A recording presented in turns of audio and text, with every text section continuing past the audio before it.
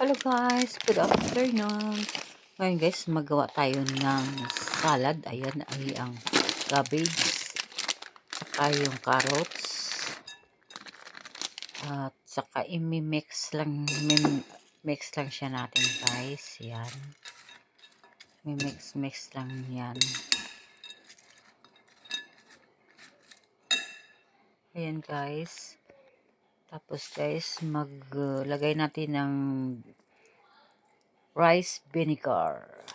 Yan, i-mix lang natin siya guys. So guys, lagyan natin ng konting asin.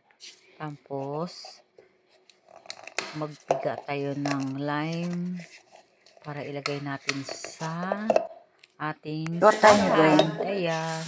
Okay. Bubuhos na siya natin. May lasa yung ating salad. Ayan na guys yung mga salad ng mga amo ko. Yan ang kakainin nila. Parang rice na yan sa kanila. So guys, sinex natin yung ating strip na beef. Yun, nilagyan ko na guys ng olive oil. Antayin lang natin siya mag-init. Tapos lagay ko na yung onion. Mix lang siya natin yung onion natin. Yan, para maluto siya.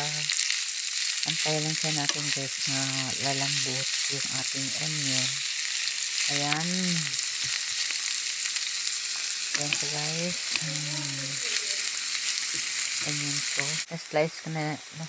Tapos lagyan ko ng konting asin. Tapos ilagay ko na yung beef. Strip beef. Ayan guys. May yummy ang ating lulutuin ngayon. Ayan. So guys, i-mix lang siya natin siya para ma-mix sa onion ang ating. Nahirapan ako guys maghawak kasi hawak ko yung cellphone ko eh. Hindi ako gumamit ng tripod. Kaya ayan. Antay lang siya natin. Ayan guys, malapit na siya maluto yung ating beef. Antayin ko lang siya na magkulay red. Ayan.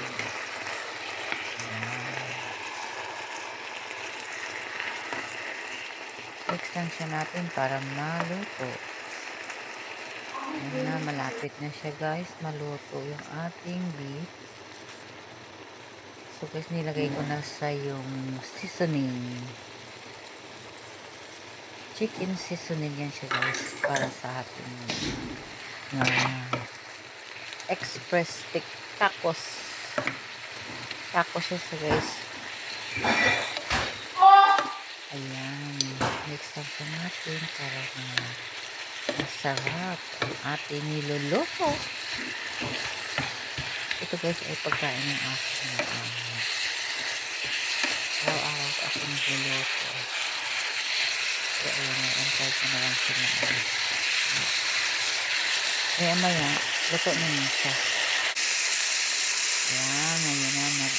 Nilagyan ko na siya ng coriander. I-mix natin yung coriander dyan sa beef para mabangis ang ating beef. Yan, luto na yan guys. Ayan, tapos guys, nilagyan ko na siya ng cheese. Ayan, sa topping sa natin yung cheese guys. Ayan na siya guys. Luto na yan. I-mix natin yung sauce. Ayan na siya guys, yung parang siyang spicy na sauce with mayonnaise. Lagay ko yung mayonnaise dyan. Yun ang sauce nila sa ating. Ayan. Mix na siya natin parang ayan siya. Ayan siya. Nahirapan ako mag-mix kasi maanong ko eh.